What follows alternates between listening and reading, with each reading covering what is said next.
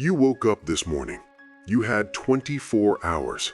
The same 24 hours that changed someone's life today. The same 24 hours that built someone's dream today. The same 24 hours that someone used to become who they always wanted to be. But you ended the day the same way you started it. And deep inside, you already know why. This is the story of Aryan, a 24-year-old young man living in a small apartment in the city. Smart, sensitive, full of ideas.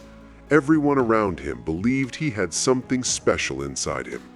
His mother used to say, "Bikta, you are different. You just don't know it yet." But Aryan had a problem. Not lack of talent, not lack of time. He had a problem that most people never talk about.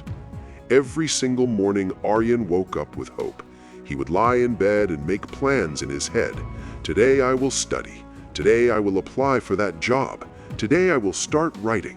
Today will be different. And every single night, Aryan went to sleep with guilt, because nothing happened. The day passed, the plan stayed in his head, the life stayed the same. Weeks passed like this, then months. Aryan started avoiding mirrors, not because of how he looked, but because of what he saw in his own eyes, a person who was slowly disappearing. His phone was full of motivational videos. His notebook had goals written in neat handwriting. He had alarms set for 5 a.m., but the alarm would ring and he would turn it off. The notebook would sit on the table, unopened. The videos would play, but nothing would move inside him anymore. One night, his old friend Rohan called him. Rohan was someone Aryan used to call ordinary, average, nothing special. But that night, Rohan told him, "Yar, I got promoted. I also started my own small business on the side." Aryan said congratulations. He smiled on the phone. But when the call ended, he sat in silence for a long time. Something heavy was sitting on his chest. He whispered to himself, "How? We started at the same place. What does he have that I don't?" That night, Aryan couldn't sleep. He walked to his window and looked at the city outside. Lights everywhere, people still moving, life still happening. And then he noticed something, a small plant on his windowsill. He had bought it months ago. He forgot to water it most days. It was bent, weak, almost dying. But it was still alive, still trying to grow. Even without enough water, without enough sunlight, without anyone caring for it. Aryan stared at that plant for a long time, and something broke open inside him. He realized that plant never waited for the perfect conditions. It just grew with whatever it had.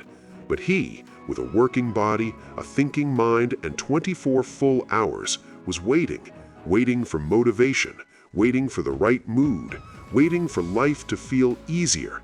He was watering his excuses every day and letting himself dry out. Aryan sat down on the floor, not to sleep, not to scroll, just to sit and think, honestly. He asked himself one question: what have I actually done today? Not what he planned, not what he thought about, what he actually did. The answer was silence, and that silence was louder than anything he had ever heard. He picked up his notebook, not to write big goals, just one line. Tomorrow, I will do one real thing.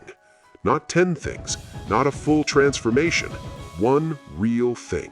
Because he finally understood the problem was never time. He had 24 hours. He always had 24 hours. The problem was that he was living inside his head and calling it a life. Here is what nobody tells you. Motivation is not something that comes before action. It comes after. You don't feel ready and then begin. You begin, and then slowly you start to feel ready. The people who are changing their lives right now are not more talented than you. They are not more lucky than you. They just stopped waiting for the feeling and started anyway.